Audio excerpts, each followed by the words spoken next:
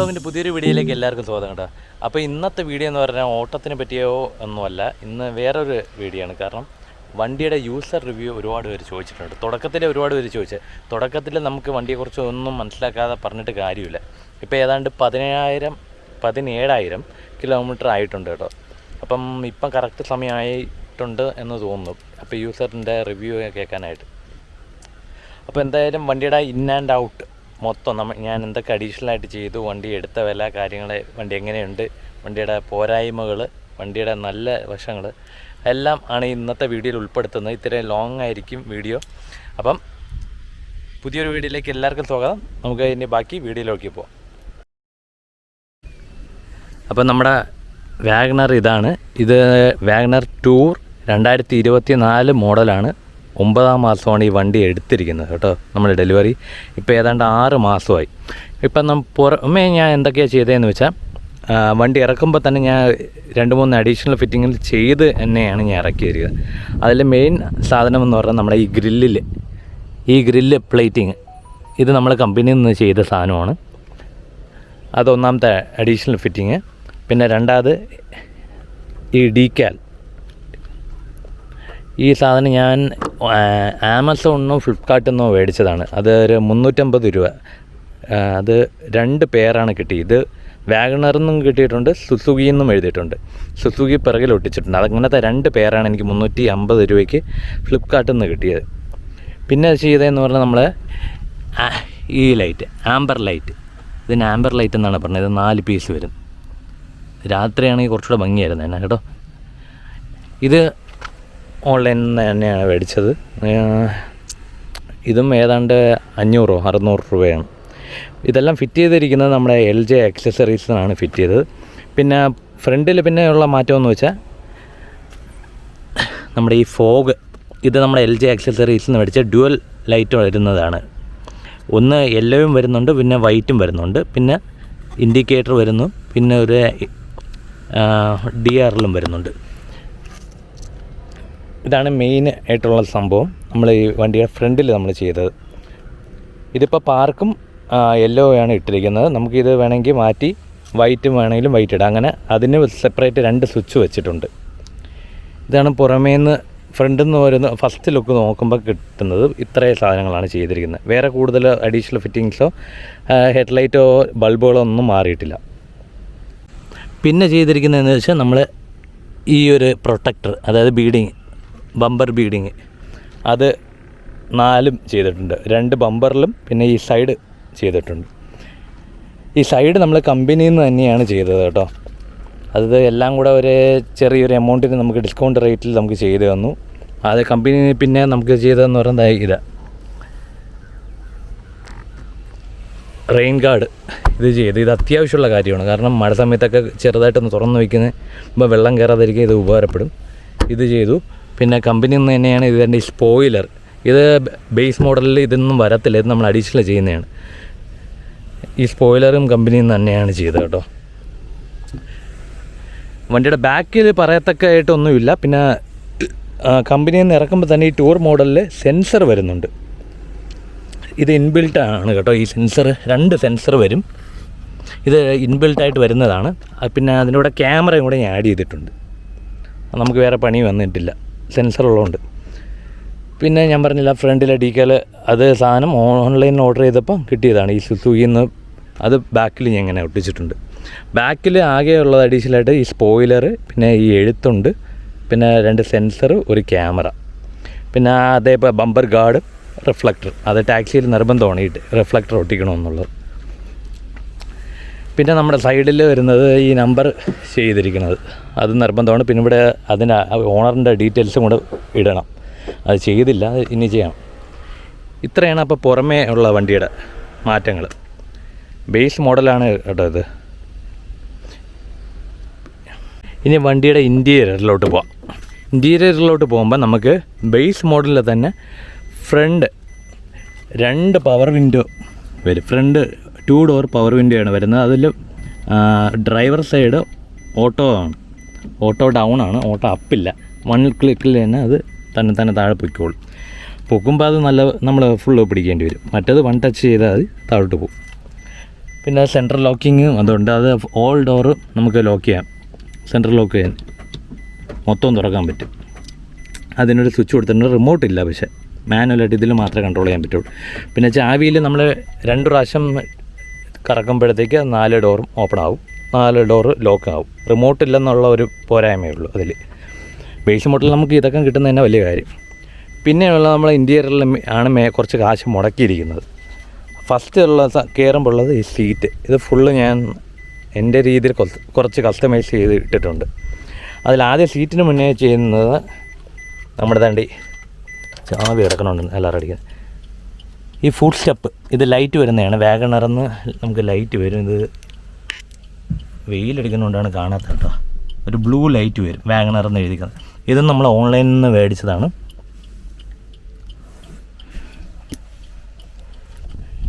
പിന്നെ വരുന്നതെന്ന് പറഞ്ഞാൽ മെയിനായിട്ട് ഈ സീറ്റ്. ഈ സീറ്റ് ഇങ്ങനെയല്ല വരുന്നത്, എല്ലാവർക്കും അറിയാൻ പറ്റും. ഇത് ഞാൻ ചെയ്തതാണ്.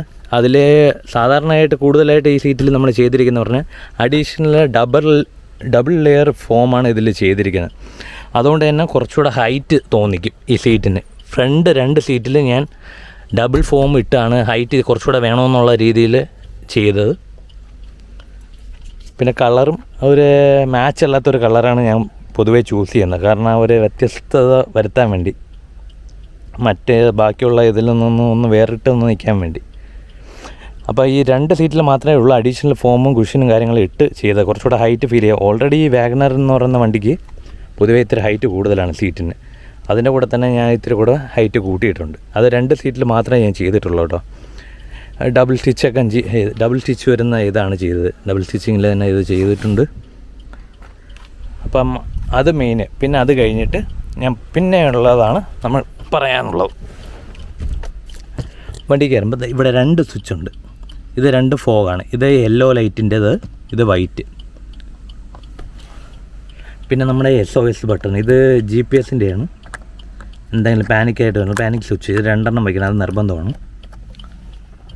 പിന്നെ ചെയ്തിരിക്കുന്നതെന്ന് വെച്ചാൽ പിന്നെ ഒരു മൊബൈൽ ഹോൾഡർ. ഇത് മാഗ്നറ്റിൻ്റെയാണ്. അത്യാവശ്യം ഇത് കുഴപ്പമില്ല. ഇത് ലാസ്റ്റ് ചെയ്യുമെന്ന് ചോദിച്ചാൽ ഇതിലിപ്പം കണ്ടോ ഈ പ്ലേ ഉണ്ടോ, ഇത് ഉപയോഗിച്ച് ഇതിൽ പ്ലേ വന്നു. ഇതിപ്പോൾ ഒരു രീതിയിൽ ഒരു പൊസിഷനിൽ മാത്രമേ ഇരിക്കുകയുള്ളൂ. ഇപ്പോൾ ഇങ്ങോട്ടൊന്നും തിരിക്കാൻ പറ്റത്തില്ല, കാരണം വെയിറ്റ് കാരണം ഇങ്ങനെ ഫോൺ കിടന്ന് ആടിക്കൊണ്ടിരിക്കും. അപ്പം ഇത് ഡെയിലി യൂസിന് ഇത് പ്രാക്ടിക്കലല്ല. അപ്പം നല്ലൊരു മൊബൈൽ ഹോൾഡർ വേറെ നോക്കണം. ഇത് ആർക്കും ഞാൻ സജസ്റ്റ് ചെയ്യുന്നില്ല. നല്ലൊരു സാധനം മേടിക്കണം. നല്ലതൊരെണ്ണം കിട്ടിയിട്ട് ഞാൻ പറഞ്ഞുതരാം. പിന്നെ വരുന്നത് വണ്ടിയുടെ കിലോമീറ്റർ കാണിച്ചു തരാം. 17,306 കിലോമീറ്റർ ഇതുവരെ നിലവിലായിട്ടുണ്ട്. അത് ഒന്ന്. പിന്നെ ബാക്കിയുള്ള ഇൻറ്റീരിയറിൽ അഡീഷണൽ ചെയ്തതെന്ന് വെച്ചാൽ മാറ്റ് ഇത് നമുക്ക് കമ്പനിയിൽ നിന്ന് തന്നെ തന്നതാണ്. പിന്നെ ഈ സീറ്റിൻ്റെ കൂടെ നമ്മൾ ചെയ്തതെന്ന് വെച്ചാൽ ഈ ഫ്ലോർ മാറ്റ് വിനയൽ, ഇത് നല്ല അത്യാവശ്യം ക്വാളിറ്റി കൂടിയതാണ് ചെയ്തിരിക്കുന്നത്. ഇതും ഈ സീറ്റിൻ്റെ കൂടെ തന്നെ ചെയ്ത സാധനമാണ് കേട്ടോ. അത്യാവശ്യം നല്ല കട്ടിയുള്ളതാണ്. പിന്നെയാണ് ഏറ്റവും വലിയ ഹൈലൈറ്റ് സാധനം, ഈ ടച്ച് സെറ്റ് ഞാൻ വയ്ക്കണമെന്നേ ഇല്ലായിരുന്നു കേട്ടോ. പിന്നെ അവിടെ ചെന്ന് ഒരു കട കണ്ടുപിടിച്ച് അവിടെ ഞാൻ നോക്കിയപ്പോൾ നമ്മുടെ സിംഗിൾ ഡിൻ്റെ റേറ്റേ ഇത് വന്നുള്ളൂ എനിക്ക്. അങ്ങനെയാണ് ഞാൻ ഇതിലോട്ട് പോയത്. നല്ല അത്യാവശ്യം നല്ല സാധനം. 3920 രൂപ പവന് ഗ്രാമിന്. നല്ല അടിപൊളി സാധനമാണിത്. നമ്മുടെ LG തന്നെ വെച്ചതാണ്. പിന്നെ ഇതിൽ വച്ചിരിക്കുന്നത് 4 സ്പീക്കർ. അത് ഇതിൽ സ്പീക്കറോ കാര്യങ്ങളൊന്നും വരത്തില്ല. 4 സ്പീക്കർ വന്നിട്ടുണ്ട്. 2 ട്രോഡ് ഉള്ള 600 വാട്ടിൻ്റെ സ്പീക്കറാണ് ഇതിൽ ചെയ്തിരിക്കുന്നതിന് 4 ഡോറിൽ. പിന്നെ അഡീഷണൽ വേറെ ഒരു സംഭവം ഞാൻ ചെയ്തിട്ടുണ്ട്. ഇതൊരു വാനിറ്റി മിറർ എന്ന് പറയും. ഇതും ഞാൻ ഓൺലൈനിൽ ഷോപ്പ് ചെയ്തതാണ് കേട്ടോ. ഇതിൽ തന്നെ നമുക്ക് 3 ലൈറ്റ് വരും. ഇതിൽ മിററൊന്നും ഇവിടെ വരത്തില്ല, സൺവൈസറിൻ്റെ ഇവിടെ. അപ്പോൾ ഞാനൊരു മിറർ ആഡ് ചെയ്ത്, അത് ലൈറ്റ് വരുന്ന മിററാണ്. ഒന്ന് വൈറ്റ് ഉണ്ട്, പിന്നെ ഒരു വാം ലൈറ്റ് ഉണ്ട്, പിന്നെ ഒരു ചെറിയൊരു വാമും വരും. 1 ടച്ചും കൂടെ ആകുമ്പോൾ ഓഫാം. ഇത് മേടിച്ചിട്ട് 6 മാസമായി. ഇതുവരെ ഞാൻ ഇതിൻ്റെ ചാർജ് ചെയ്തിട്ടില്ല. മേടിച്ച സമയത്തുള്ള ചാർജിൽ തന്നെയാണ് ഇപ്പോഴും നിൽക്കുന്നത്. ഇത് നല്ല ലാസ്റ്റ് ചെയ്യുന്ന സാധനമാണ്. ഇത് ഏതാണ്ട് 1000 രൂപയോളം വില വരുന്നുണ്ട്. ഇത് ഇൻസ്റ്റാൾ ചെയ്യാൻ വലിയ പാടൊന്നുമില്ല. 2 ഇത് ബെൽറ്റാണ്. ഈ ബെൽറ്റ് എടുത്ത് പിടിച്ചിട്ടാൽ മതി. ഇതാണ് ഫ്രണ്ടിൽ ഇത്രയാണ് ചെയ്തത്. പിന്നെ വരുന്നത് ഒരു ചെറിയൊരു പെർഫ്യൂമിൻ്റെ തൂക്കിയിട്ടിട്ടുണ്ട്. ഇത് 250 രൂപ വില വരുന്നുള്ളൂ. പിന്നെ ഒരു ദൈവത്തിൻ്റെ സ്റ്റാച്ചു, ഒരു ബ്ലാക്ക് ഡോറിൻ്റെ പെർഫ്യൂമിൻ്റെത്. ഇത് വലിയ മണം വരുന്നില്ല, ഈ സാധനം കാര്യമില്ല. പിന്നെ ഒരു നല്ലൊരു പൂച്ചക്കുട്ടീനെയും മേടിച്ച് വെച്ചിട്ടുണ്ട്. അപ്പോൾ ഇത് ഇത്രയാണ് നമ്മുടെ ഫ്രണ്ടിൽ വരുന്നത്. പിന്നെ ഉള്ളത് ഒരു സംഭവം കൂടി വരുന്നുണ്ട്, അത് ഞാൻ കാണിച്ചു തരാം എന്താണെന്ന്. ഇതുണ്ട്, ഇതൊരു 2 വേ സ്വിച്ചാണ്. ഇത് ഓണാക്കി കഴിയുമ്പോൾ ഇവിടെ ഒരു ഡബിൾ ഫാൻ സെറ്റ് ചെയ്തിട്ടുണ്ട്. ഇതെന്തിനാണെന്ന് വെച്ചാൽ നമ്മൾ നൈറ്റൊക്കെ ഓടുന്ന സമയത്ത് വണ്ടി ഓണാക്കി AC കളയാതിരിക്കാൻ വേണ്ടി ആണ് ചെയ്തിരിക്കുന്നത്. അത് ഇങ്ങനെ ചെയ്തതിൻ്റെ കാര്യം എന്തെന്ന് വെച്ചാൽ ഒരു വയറിങ് ഇതിലേ കൂടെ ചെയ്ത് നമ്മുടെ ഡയറക്റ്റ് ചാർജിങ് പോർട്ടിൻ്റെ ബാക്കിലാണ് കൊടുത്തിരിക്കുന്നത്. അതാകുമ്പോൾ നമുക്ക് ഒരേ സമയം ചാർജും ചെയ്യാം, ഫാൻ ഇടാം. ഇല്ലെങ്കിൽ ഫാൻ ഇടുന്ന സമയത്ത് മൊബൈൽ ചാർജ് ചെയ്യാൻ പറ്റത്തില്ല. അതിന് വയറിംഗ് എല്ലാം ഈ പില്ലർ വഴിയാണ് കൊടുത്തിരിക്കുന്നത്. പില്ലർ വഴി കൊടുത്ത് ഇത് ഈ ക്യാബിൻ്റെ അകത്തൂടെ കയറ്റി ഇതിൻ്റെ ബാക്കിലാണ് ചെയ്തത്. അത് ഡയറക്റ്റ് സപ്ലൈ എപ്പോഴും വരുന്ന ഒരു ലൈനാണത്, അതുകൊണ്ടാണ് അങ്ങനെ കൊടുത്തത്. അതുകൊണ്ട് നമുക്ക് ഇത് ബാറ്ററി ഓണാക്കേണ്ട കാര്യമില്ല. ചാവി ഒന്ന് ഇട്ടിരുന്നാൽ മതി. ചാവി ഇട്ടിരുന്ന് കഴിയുമ്പോൾ ഈ ഫാന് നമുക്ക് ഓണാക്കാൻ പറ്റും. അതാകുമ്പോൾ നമ്മുടെ ബാറ്ററിയും ഡൗൺ ആവത്തില്ല. നമുക്ക് ആവശ്യത്തിന് ഫുൾ ടൈം യൂസ് ചെയ്താലും ബാറ്ററിക്ക് വേറെ പ്രശ്നമൊന്നുമില്ല. ഇത് ഡയറക്റ്റ് സപ്ലൈ ആണ്, അതുകൊണ്ട് തന്നെ ബാറ്ററി പോകുമെന്ന് പേടിക്കേണ്ട കാര്യം. വയറിങ്ങും കട്ടിങ്ങും ഒന്നുമല്ല. ഇത് ഇത്രയാണ് ഇതിൻ്റെ ഇത്. പിന്നെ ഉള്ളതെന്ന് വെച്ചാൽ ബാക്കിൽ പറയത്തക്ക ഒന്നും ചെയ്തിട്ടില്ല. ബാക്കിൽ പിന്നെ നമ്മുടെ ആകെ വരുന്നത് കണ്ട ഈ വാഗണർ എന്ന് എഴുതിയിരിക്കുന്ന ഈ ഫുഡ് സ്റ്റെപ്പ്. ഇത് അത്യാവശ്യം ലാസ്റ്റ് ചെയ്യുന്ന സാധനമാണ്. വയറിങ് ഇതിനകത്തൂടെയാണ് വരുന്നത്. ഇവിടെ ഫോമോ കാര്യങ്ങളോ ഒന്നും ചെയ്തിട്ടില്ല. അതേ സീറ്റിൽ തന്നെയാണ്. ഒരു ചെറിയൊരു ലെയർ ഫോമോ മാത്രമേ ഇതിൽ വരത്തുള്ളൂ, അഡീഷണലായിട്ട് ചെയ്തില്ല. അഡീഷണൽ ഈ 2 സീറ്റിൽ മാത്രമേ ചെയ്തുള്ളൂ. നമ്മൾക്ക് പിന്നെ അത്യാവശ്യം വാഗണറിനെ കുറിച്ച് പറയുകയാണെങ്കിൽ ലെഗ് സ്പേസ് ഒക്കെ ഉണ്ട്. ഒരാൾക്കൊക്കെ നല്ല രീതിയിൽ കാലൊക്കെ നീട്ടി അങ്ങ് ഇരിക്കാം. നല്ല ഹൈറ്റും ഉണ്ട്, നല്ല സ്പേഷ്യസുമാണ്. പണ്ടത്തെ വാഗണർ വെച്ച് ഇപ്പോഴത്തെ വാഗണർ നോക്കേ വേണ്ട. കാരണം നല്ല സ്പേസസ് ആയിട്ടുള്ള ഒരു വണ്ടിയാണ്. നമ്മുടെ സെഡാനെയും കാട്ടി നല്ല സ്പേസ് അകത്തുണ്ട്, ഹൈറ്റും ഉണ്ട്. അതാണ് ഏറ്റവും വലിയ ഹൈലൈറ്റ്. ഒരു മിനി SUV ടൈപ്പൊക്കെയാണ്. ആ കൂടെ അത്രയും ഹൈറ്റുണ്ട്. പിന്നെ ഇതിൻ്റെ മെയിനായിട്ട് ഈ 6 മാസം ആയപ്പോൾ ഇതിൽ ഞാൻ ഒന്ന് വരുത്തിയ മാറ്റം എന്താണെന്ന് വെച്ചാൽ, ഈ വണ്ടി പെട്രോൾ വണ്ടിയാണ് ഞാൻ എടുത്തത്. പെട്രോളിൻ്റെ മൈലേജ് ഞാൻ ആദ്യം പറയാം. പെട്രോളിൻ്റെ മൈലേജ് വരുന്നത് എനിക്ക് സിറ്റിക്കകത്ത് 16-17 മൈലേജ് കിട്ടുന്നത്. എനിക്ക് ലോങ് 25-26ഓളം കിട്ടിയിട്ടുണ്ട്.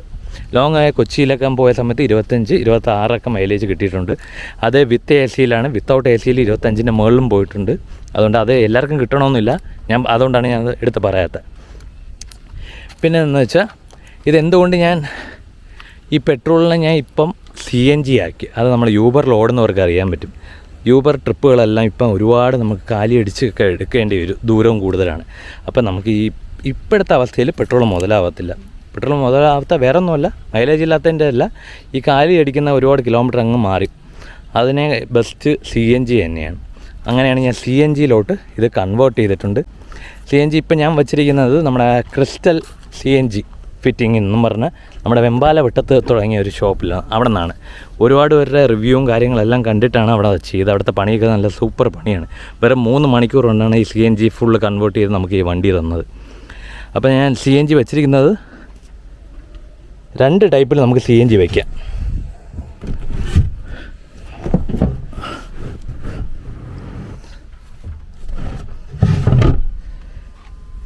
ഇതാണ് നമ്മൾ വെച്ചിരിക്കുന്നത് CNG. 10 കിലോയുടെയാണ് CNG വെച്ചിരിക്കുന്നത്. അത് നമ്മുടെ ബോഡിയോട് ചേർത്താണ് നമ്മൾ വെച്ചത്.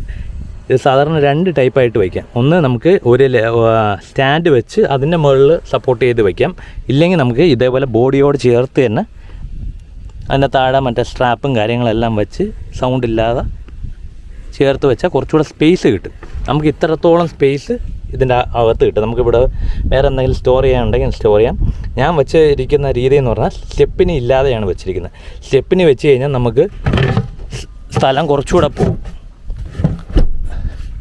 നമുക്ക് പിന്നെ ഈ വച്ചിരിക്കുന്ന ബോർഡിൽ നിന്ന് ഇത്രയും കൂടെ പൊങ്ങും. പിന്നെയും സ്പേസ് പോകും ലഗേജിൻ്റെ. ഇപ്പം തന്നെ ലഗേജ് അത്യാവശ്യം ഇതുവരെ ലഗേജ് ഓവറായിട്ട് വന്ന് എനിക്ക് ഇപ്പോൾ വേറെ എവിടെയെങ്കിലും വെക്കേണ്ടതായിട്ട് വന്നിട്ടില്ല. ഇതിനകത്ത് എന്നെ കൊള്ളുന്ന രീതിയിലാണ് ഇപ്പോൾ ലഗേജ് എല്ലാം പൊയ്ക്കൊണ്ടിരിക്കുന്നത് നിലവിൽ. ഇനി ഭാവിയിൽ ലഗേജ് കൂടുതലാണെങ്കിൽ അപ്പം വേറെ വഴി നോക്കണം. ചിലപ്പോൾ കാരിയർ വെക്കേണ്ടതായിട്ട് വരും. ഇപ്പോൾ സാധാരണ ആൾക്കാരെല്ലാം വെച്ചിരിക്കുന്നത് പറഞ്ഞാൽ ഇവിടെ വരെ സ്റ്റെപ്പിനി വയ്ക്കും, സ്റ്റെപ്പിനി ഇവിടെ വരെ പൊങ്ങി നിൽക്കും. അപ്പോൾ ലഗേജ് വെക്കുന്നതിന് കുറച്ച് തടസ്സമുണ്ട്. എനിക്കിതിപ്പോൾ സ്റ്റോറേജ് സ്പേസ് ആയിട്ട് ഇങ്ങനെ വയ്ക്കും. ഇത് ഞാൻ ടെമ്പററി ആയിട്ട് വച്ചിരിക്കുന്നുള്ളൂ. അത് വയ്ക്കാനുള്ള കാരണം എന്ന് വെച്ചാൽ ബോക്സ് ചെയ്യുന്ന ആൾക്കാർക്കെല്ലാം ഭയങ്കര ഡിമാൻഡ്. ഇപ്പം അവരെ 10 ദിവസം എടുക്കും, 12 ദിവസം എടുക്കും, 4000, 5000 ലേലം വിളിക്കുകയാണ് ചെയ്തു തരാൻ. അതുകൊണ്ട് ഞാൻ പിന്നെ വേറെ ഒന്നും നോക്കിയില്ല. ഒരു ബോർഡ് കറക്റ്റ് അളവിൽ കട്ട് ചെയ്ത് അതങ്ങനെ ഷീറ്റോടും ഇതോടെ ചേർത്ത് അളവിന് കട്ട് ചെയ്ത് നിർത്തിയിട്ടുണ്ട്. അത് അനങ്ങാതെ അവിടെ നിന്നോളും. നമുക്ക് പിന്നെ 3000, 4000 കൊടുക്കേണ്ടി വന്നില്ല. ആകെ 800 രൂപയുടെ ഒരു ഫ്ലൈവുഡ് 12 mm അതിൽ ധാരാളമായിട്ട് നിൽക്കുന്നു. അത് മതിയെന്ന് വിചാരിച്ചു. വലിയ ആർഭാടവും ഭംഗിയൊന്നും നോക്കിയില്ല. അപ്പോൾ ഇതാണ് മെയിനായിട്ട് CNGയുടെ ഇതാണ് CNGയുടെയാണ് ഏറ്റവും മേജറായിട്ടുള്ള ഇതിൻ്റെ അപ്ഡേഷൻ കേട്ടോ ഇത് നിലവിലുള്ളത്. പിന്നെ ഈ കിടക്കുന്ന ടയറെല്ലാം അതേ സെയിം മാരുതി നിറക്കിയുള്ള ടയറാണ്. ടയറിനൊന്നും ഇതുവരെ കണ്ടീഷൻ മോശമായി തുടങ്ങിയിട്ടില്ല. ത്രെഡ് ഇപ്പോഴും നല്ല രീതിയിൽ ത്രെഡുണ്ട്. 60-70% ത്രെഡ് ഇപ്പോഴും 4 ടയറിനും ഉണ്ട്. ഒരേപോലെ തന്നെയാണ് അതിൻ്റെ തേയ്മാനവും കാര്യങ്ങളും വന്നുകൊണ്ടിരിക്കുന്നത്.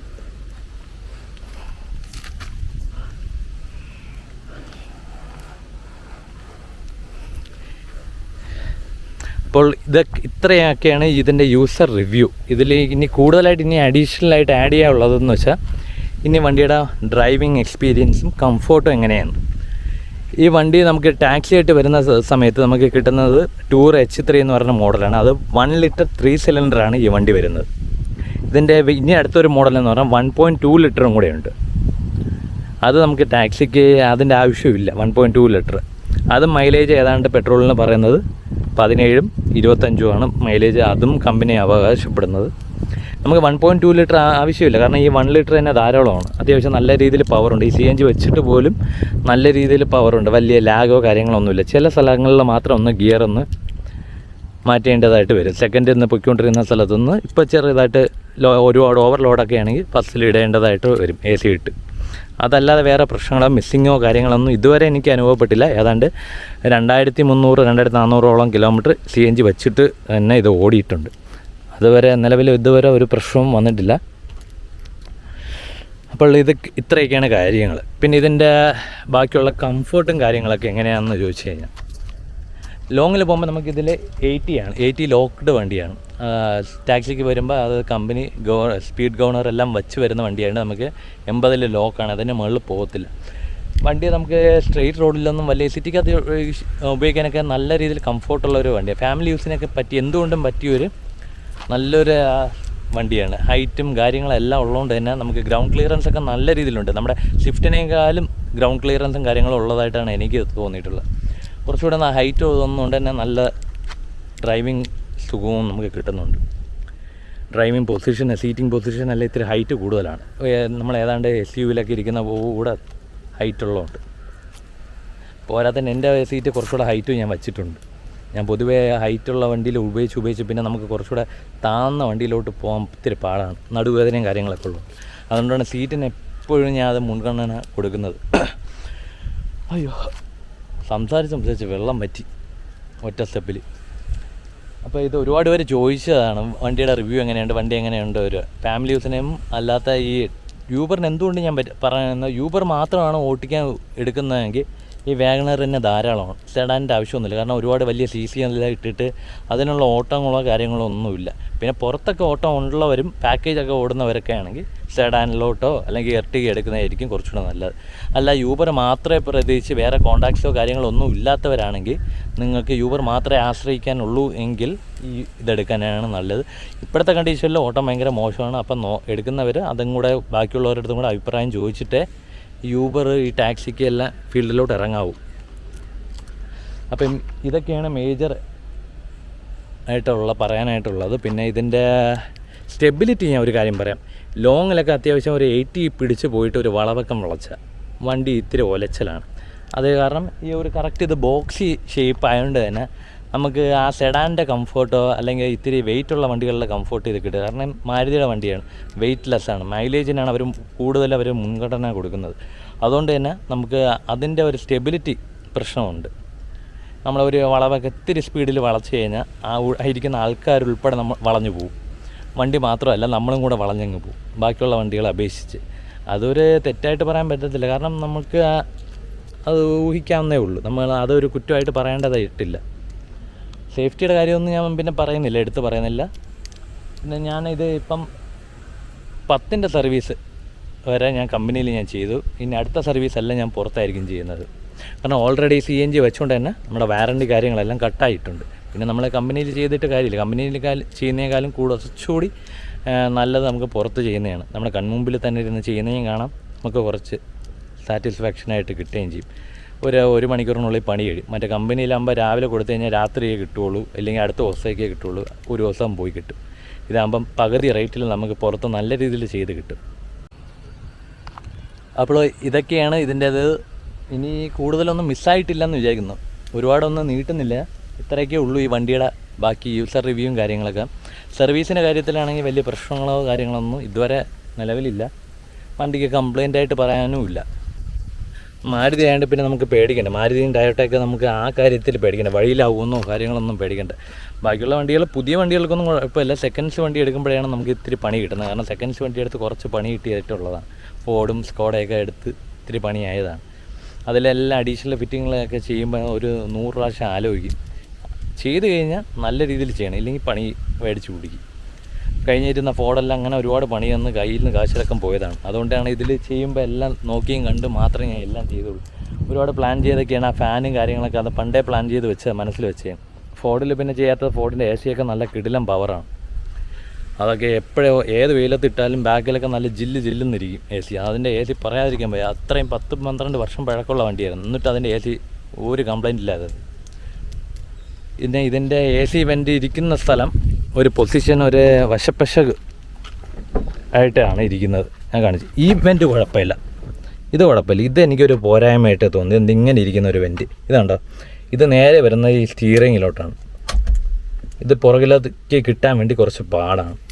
ഇത് പിന്നെയും കുഴപ്പമില്ല, ഇത് അഡ്ജസ്റ്റ് ചെയ്ത് വെച്ചാലും നേരെ പോകും. ഇത് നേരെ സ്റ്റിയറിങ്ങിൽ തട്ടി തന്നെയാണ്. ഈ സ്റ്റിയറിംഗ് ആണെങ്കിൽ നമുക്ക് ഹൈറ്റ് അഡ്ജസ്റ്റ് ചെയ്യാനോ ഒന്നും ചെയ്യാൻ പറ്റത്തില്ല. അതുകൊണ്ട് തന്നെ ഇത് ഇത്തിരി ചെറിയൊരു പ്രശ്നക്കാരനാണ്. പിന്നെയുള്ള ഓപ്ഷൻ എന്ന് വെച്ചാൽ നമുക്ക് ഈ ഫാന് വേണമെങ്കിൽ ഓണാക്കി കൊടുത്തു കഴിഞ്ഞാൽ നല്ലൊരു എയർ ഫ്ലോ ആയിട്ട് കിട്ടും. ബാക്കിലൊരു AC വെൻറ്റിൻ്റെ ഒരു പവർ ചെയ്യും. ഇതാ ഇതേപോലെ നല്ലപോലെ കിട്ടും, നല്ല പവറാണ്. വണ്ടി സ്റ്റാർട്ടും കൂടെ ചെയ്ത് കഴിഞ്ഞാൽ റണ്ണിങ്ങിലും കൂടെ ഇട്ട് കഴിഞ്ഞാൽ കുറച്ചുകൂടെ പവറാണ്. റണ്ണിങ്ങിലല്ലെങ്കിൽ മാത്രം ഈ പവറിൽ കിട്ടും. ഇതിപ്പോൾ 2 രീതിയിൽ നമ്മൾ സ്പീഡ് അഡ്ജസ്റ്റ് ചെയ്യും. ഇതിപ്പോൾ 2-ലാണ് കിടക്കുന്നത്. ഇത് ഫസ്റ്റിൽ, ഇത് സെക്കൻഡ്. നമുക്കിത് 360 ഡിഗ്രി റൊട്ടേറ്റബിൾ ആണ്. ഇപ്പം ഇതൊക്കെയാണ് നമ്മുടെ വിശേഷം. ഇതിലിനി അഡീഷണലായിട്ട് ഇനി എനിക്ക് ചെയ്യണമെന്നുള്ളത് റിമോട്ട് ഫ്ലിപ്പ് കീ അതായത് നമ്മുടെ പുതിയ വണ്ടികളിലെല്ലാം ഉള്ള പോലത്തെ ഫ്ലിപ്പ് കീ അത് ചെയ്യണമെന്ന് എനിക്കുണ്ട്. പിന്നെ വേറെ പറയത്തേക്കില്ല. പിന്നെ ഈ ഡോറിൻ്റെ സൈഡിൽ വരുന്ന ബീഡിങ് ഉണ്ട്. ഡോർ അടയ്ക്കുന്ന സമയത്ത് ആ സൗണ്ട് ഒന്ന് കുറയ്ക്കാൻ വേണ്ടി. കാരണം കയറുന്ന കസ്റ്റമറെല്ലാം പട്ടാന്ന് അടിക്കുകയാണ്. ആ ലോക്കൊക്കെ പൊട്ടും. പിന്നെ ഡോറിനൊക്കെ പ്ലേ തുടങ്ങും. പിന്നെ ചെറിയ സൗണ്ട് വരും കുറച്ചുകൂടെ കഴിയുമ്പം. അപ്പോൾ ആ ബീഡിങ് കൂടെ വെച്ച് കഴിഞ്ഞാൽ കുറച്ചുകൂടെ നല്ലതാണ്. അതൊരു 4 ബീഡിങ് ചെയ്യണം. പിന്നെ ഡിക്കിയിൽ അവിടെയും ഒരു ബീഡിങ് വെക്കണം, അത് ചെയ്യണം. പിന്നെ ഇനി വണ്ടിയിൽ ചെയ്യാനായിട്ടുള്ളത് വേറെ ഒന്നും ചെയ്യാനായിട്ട് ഇനി ഇല്ല. കാരണം ഒരു ബേസ് വണ്ടി എടുത്തിട്ട് എല്ലാം അത്യാവശ്യം ഇപ്പം ചെയ്തിട്ടുണ്ട്. ഇനി ചെയ്യാനായിട്ട് ബാക്കി ആകെ ഉള്ളതെന്ന് പറഞ്ഞാൽ നമ്മുടെ അത് മാത്രമാണ്. ആ സെൻട്രൽ ലോക്കിങ് ഫ്ലിപ്പ് കീ ചെയ്യണം, അത് മാത്രമേ ഉള്ളൂ. ഈ പിന്നെ ഈ സ്ക്രീന് വന്നിരിക്കുന്നത് നല്ല ക്വാളിറ്റിയുള്ള സ്ക്രീൻ തന്നെയാണ് കേട്ടോ. ഇത് കുറഞ്ഞതൊന്നുമല്ല. നമുക്ക് വെളിയിൽ 10-12 രൂപ പറഞ്ഞ സാധനമാണ് നമുക്ക് 5,000-6,000 രൂപയ്ക്ക് എന്തോ പുള്ളിക്കാരൻ ചെയ്തു തന്നത്. 4K സപ്പോർട്ട് ചെയ്യുന്ന സാധനമാണ്. 2GB 32 GB ആണ് ഇത് വരുന്നത്. ഇതിൻ്റെ സ്പെക്ക് വരുന്നത് വീഡിയോ ക്വാളിറ്റിയും യൂട്യൂബും കാര്യങ്ങളെല്ലാം വരുന്നതാണ്. നമുക്ക് ഇത് തന്നെ ധാരാളം. പിന്നെ ഇനി ഭാവിയിൽ വേറെ വേണമെങ്കിൽ ഞാൻ ഇനി ഡയമണ്ടിൻ്റെ ഇതിലോട്ട് അപ്ഗ്രേഡ് ചെയ്യും. അതാകുമ്പോൾ 360 ഡിഗ്രി ക്യാമറയൊക്കെ ചെയ്യുകയാണെങ്കിൽ കുറച്ചുകൂടെ നല്ല. ഇനി അതിൻ്റെ കാര്യം പറഞ്ഞപ്പോൾ ഇനി നമുക്ക് ചെയ്യാനുള്ള മേജർ അപ്ഡേറ്റ് എന്ന് പറഞ്ഞാൽ ഒരു ഡാഷ് ക്യാം സെറ്റ് ചെയ്തേ പറ്റുള്ളൂ, അത്യാവശ്യമായിട്ടാണ് ഇത്. കാരണം നമ്മുടെ റോഡുകളിൽ അത് അത്യാവശ്യമാണ്. എടുത്ത് ചാടുന്നതും നമ്മുടെ സേഫ്റ്റിക്ക് അത് എന്തുകൊണ്ടും നല്ലതാണ്. കാരണം ഈ മിറർ ഒരെണ്ണം പോയതാണ്. ഇതിപ്പം ക്വാളിറ്റി ഇല്ലാത്തൊരു മിററാണ് ഇരിക്കുന്നത്. അത് ഇത്തിരി പ്ലേ കൂടുതലാണ്. കമ്പനിയിൽ ഇപ്പം പുതിയ വാഗനറിൻ്റെ സ്പെയറെല്ലാം വന്ന് തുടങ്ങിയിട്ടുള്ളൂ, ഷോർട്ടേജ് ഉണ്ട്. ഇതിപ്പം ഞാൻ കരമനയിൽ നിന്ന് സ്വരാജ് എന്നാണ് കിട്ടിയത്, 750 രൂപ. അതിൻ്റെ ഫിനിഷിംഗ് എല്ലാം കണ്ടാൽ അറിയാൻ പറ്റും.